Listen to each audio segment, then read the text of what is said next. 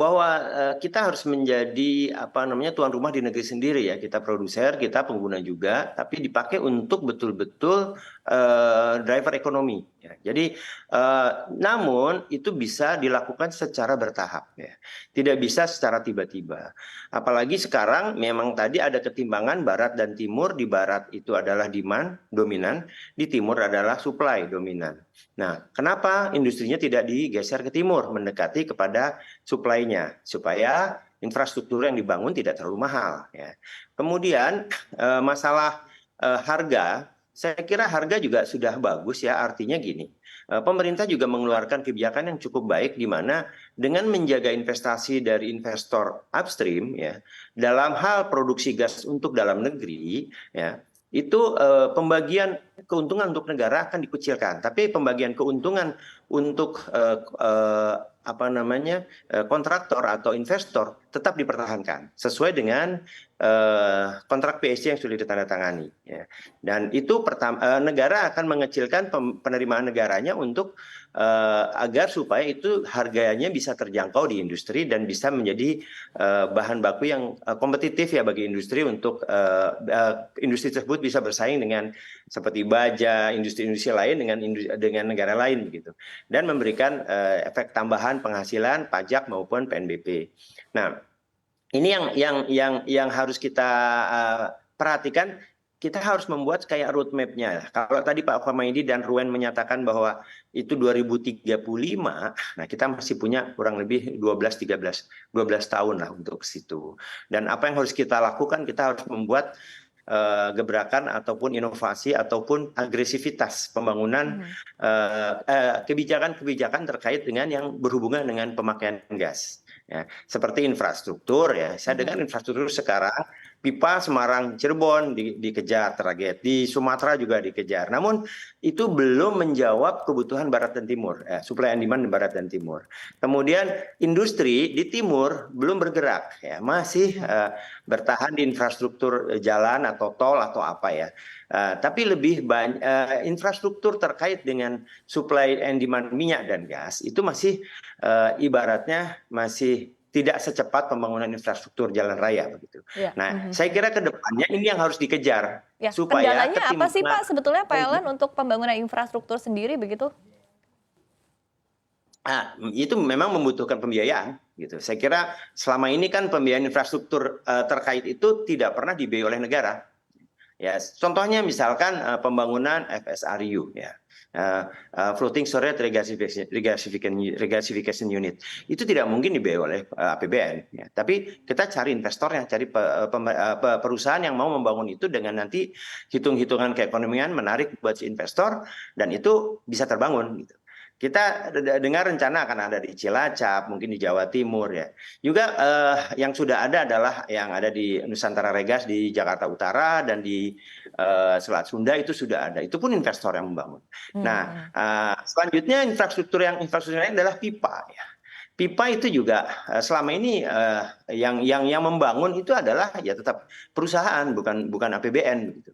Nah, ini kendalanya memang di situ. Untuk hal yang seperti ini saat ini kita belum bisa mengandalkan ya samalah infrastruktur jalan tol juga kan yang bangun adalah BUMN dalam hal ini ya, tetap masih mengandalkan perusahaan gitu.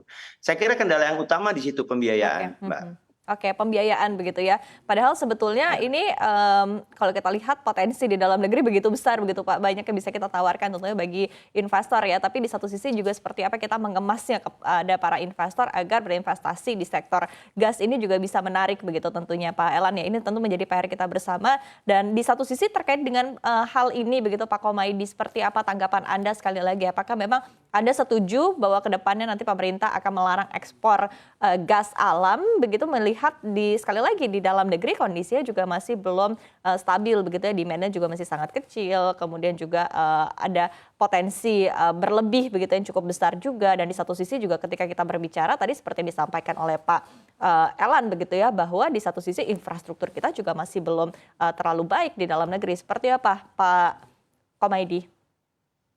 Iya, saya kira government perlu berdiri di atas semua kepentingan ya Mbak. Jadi di satu sisi kita berfokus pada daya saing industri pengguna gas itu positif begitu untuk ekonomi nasional, multiplier penyerapan tenaga kerja saya kira tidak perlu diperdebatkan lagi, pasti dampaknya positif. Tetapi juga pemerintah perlu memperhatikan kelangsungan dari industri di upstream, di midstream, sampai dengan di downstream. Kan ini melibatkan semua rantai bisnis sebetulnya ya Mbak, yang seperti disampaikan Pak Elan tadi begitu. Nah, ini kan lagi-lagi sebetulnya masalah usaha, masalah bisnis, dan segala sesuatunya kan harus wajar begitu. Nah, kita perlu eh, tanya kepada diri kita masing-masing nih, terutama pengambil kebijakan, kenapa sih kok infrastruktur ini nggak jalan? Padahal kan ini sudah cukup lama begitu. Tadi ada ketimpangan seperti yang disampaikan Pak Elan bahwa mungkin sekitar 75% sampai 80% cadangan gas sekarang ada di Indonesia Tengah dan Timur. Sementara kebalikannya sekitar 75 sampai 80% penggunanya ada di Indonesia bagian barat, dan infrastruktur menjadi kunci. Nah,